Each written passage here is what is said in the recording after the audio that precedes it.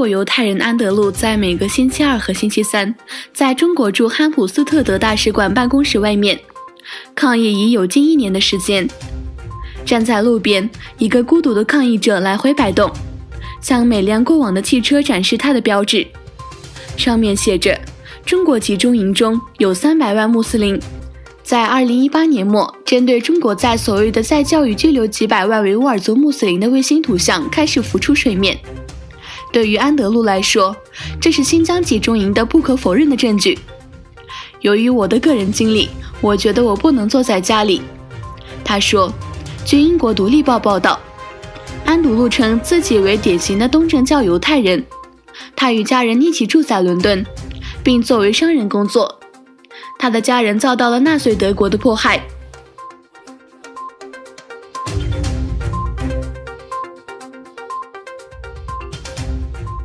在国际东突厥斯坦非政府组织联盟发起的东突厥斯坦民间外交运动的框架下，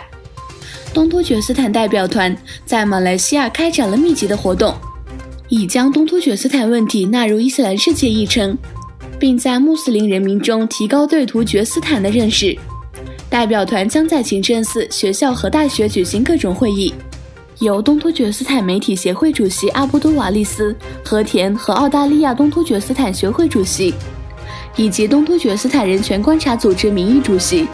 诺尔穆罕默德突厥斯坦组成的一个代表团，于1月21日抵达吉隆坡，开始了为期10天的访问。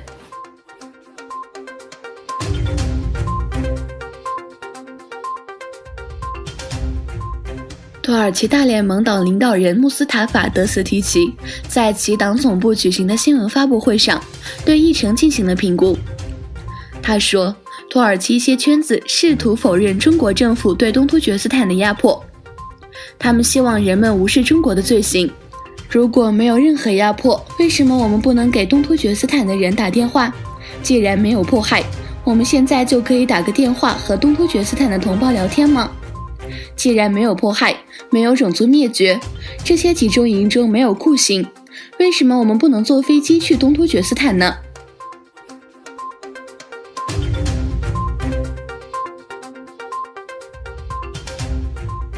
中国新型冠状病毒的病例急剧上升。中国卫生官员称，截止到星期三，确诊病例已经上升至544例，死亡人数达到17人。中国媒体报道，自今天早上10时起，武汉市城市公交、地铁、轮渡、长途客运暂停运营，机场、火车站离开武汉通道暂时关闭，恢复时间另行通知。当局呼吁市民无特殊原因不要离开武汉。去年12月，这个位于华中的1000万人口都市首次出现涉事病毒。日本、韩国、美国和台湾均报告出现一个确诊病例，患者全部是最近来自武汉或去过武汉的人。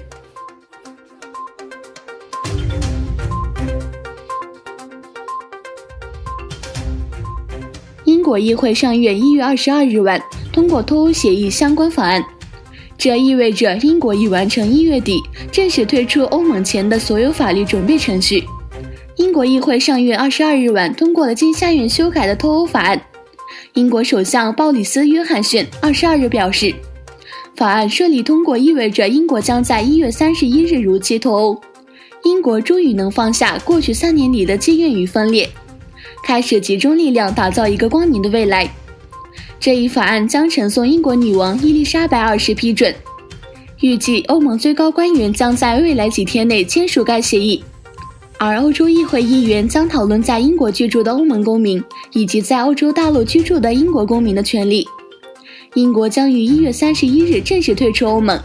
从2月1日起，英国将进入为期11个月的过渡期，在此期间，它将继续遵守欧盟规则，